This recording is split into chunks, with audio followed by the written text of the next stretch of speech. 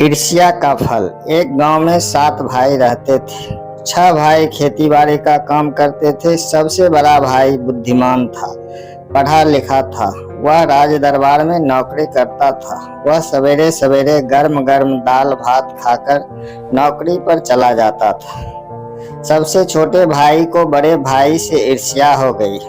उसने अन्य भाई से कहा, बड़े भाई को दरबार में परिश्रम नहीं करना पड़ता, फिर भी उन्हें सबसे पहले ताजा खाना मिल जाता है। हम लोग खेतों में अधिक परिश्रम करते हैं और हमें ठंडा भोजन मिलता है।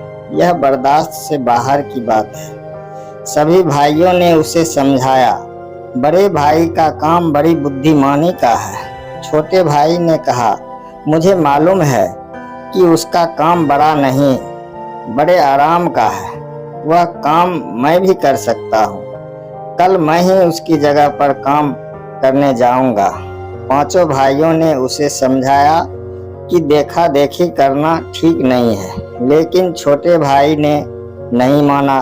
बड़े भाई को जब यह बात मालूम हुई तो उसने मुस्कुराकर कहा, ठीक है, मैं कल नहीं जाऊंगा दरबार में, वही जाएगा।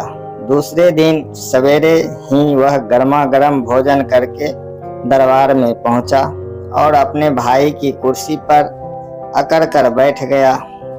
इस नए आदमी को दरबार में देखकर राजा ने पूछा, वह कौन है? पुराना कर्मचारी कहाँ है? छोटे भाई ने कहा, आज भाई की जगह मैं यहाँ विचार देने आया हूँ। राजा ने उससे एक प्रश्न किया, बंदूक की एक ही गोली हिरन के पांव और कान में कैसे लग सकता है? छोटे भाई काफी देर सोचने के बाद उनसे कोई जवाब नहीं दिया तो राजा ने आदेश दिया कि इस कुंद बुद्धि वाले आदमी को दिन भर एक पांव पर खड़ा रखा जाए। वह सारा दिन एक ही पांव पर खड़ा रहा। छुट्टी होने पर घर आया तो वह बहुत उदास था। लजाते लजाते उसने भाइयों से सारी बातें बता दी और कहा कि सचमुच दरबार का काम बहुत भारी होता है। भला बताइए, एक गोली से पैर और कान दोनों जगह कैसे हिरन को चोट लग सकती है? इसका उत्तर नहीं देने पर राजा ने मुझे सजा दे दी। बड़े भाई ने हंसकर कहा, केवल खाना खाने के लोभ से ही तुम्हें दंड भोगना पड़ा, कोई बड़ा सवाल तो था नहीं। जिस समय हिरन पैर से कान खुजलाता हो, उसी समय गोली मारने से पैर और कान दोनों जगह चोट आएगी।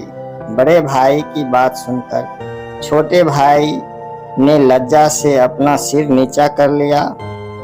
दोस्तों नमस्कार। आपको अगर यह कहानी अच्छा लगा हो तो प्लीज़ लाइक, शेयर और सब्सक्राइब जरूर कीजिएगा। नमस्कार।